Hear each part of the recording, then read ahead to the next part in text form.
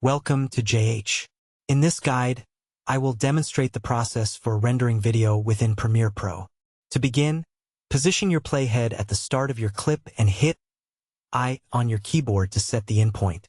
Next, navigate to the end of the footage and press O to establish the out point.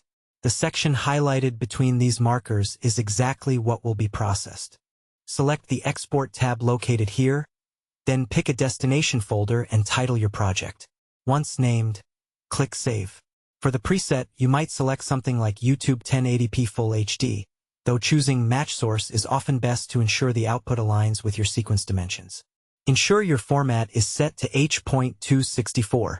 Scroll down to enable both Render at Maximum Depth and Use Maximum Render Quality to achieve the best visual results. You have the option of VBR 1-pass or 2-pass. While a 2-pass render processes the data twice for better consistency, a 1-pass render is usually sufficient for most projects. To keep the file size manageable, I will reduce the bitrate to 10 megabits per second. Finally, hit the Export button. You can now locate your completed video in your Finder. If this walkthrough helped, please like and subscribe. See you in the next tutorial.